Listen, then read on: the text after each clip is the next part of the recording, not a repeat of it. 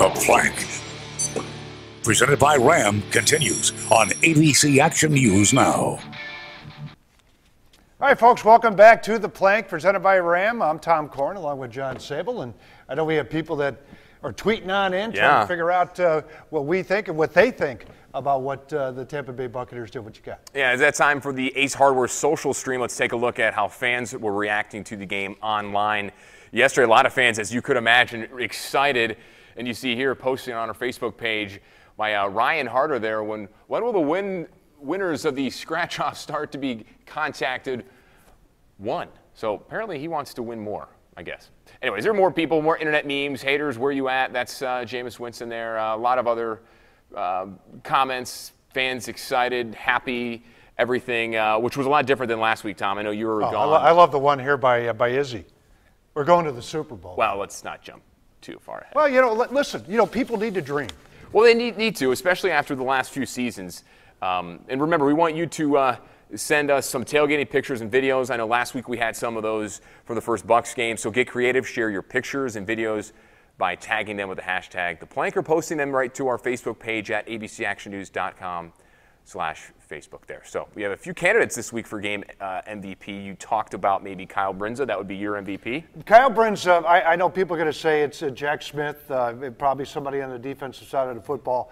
But to me, I thought that Brinza was the MVP for obvious reason. One, the 55-yarder was a big boost to that football team right out of the gate. He did miss that 52-yarder, but came back to kick 3 more. Right. And they had themselves a pretty sizable lead thanks to those 3 field goals. And I thought he kept the momentum going when he needed to, when the offense couldn't get it in the end zone. Well, I think Brinza's my guy as the MVP. I like Brinza. I like everything that you said. I like what he brought in the last few weeks, winning the job outright. I'm going to go with Jacques Smith just because of his 3 tackles, 3 sacks.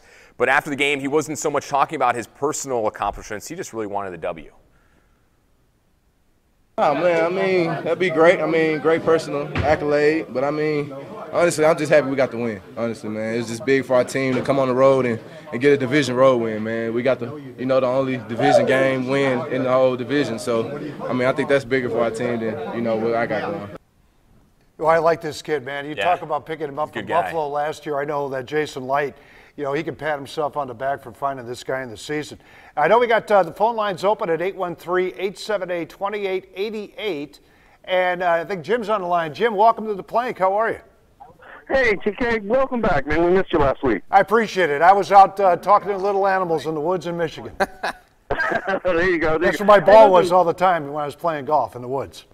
It was a rough. It was rough, Jimmy. We won't go there. Hey, listen. Just want to say, great win for the Bucs. I thought they looked good, but I agree with John said earlier about easing off the gas a little bit. At the end there, they need to just give him a dose of Martin. I know he had the fumble. Things happen, but it's like the old days. When the Bucs were what the Bucs were. The last 5 or so minutes, it was all Mike Allstott.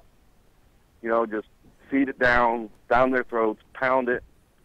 I think at the end we need to go back to that a little bit. What do you think? Yeah, well, Jim, you're bringing up a good point, and I remember back in the Allstott days, they used to wear that defensive line down by the time they gave the big dose of Mike Allstott. I'm not so sure that the New Orleans defensive line was worn down at that point in time, but I will say this. I don't think that the offense came out of that huddle with the same purpose that they came out during the course of the game before that time.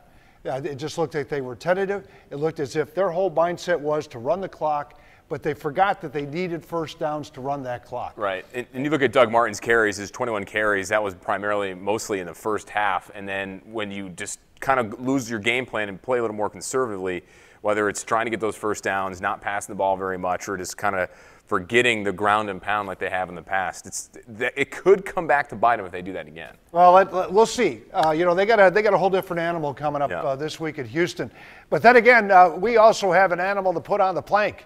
Who is going to be walking the plank? I think Rob Ryan for the Saints defensive coordinator could be a candidate for that too. Yeah.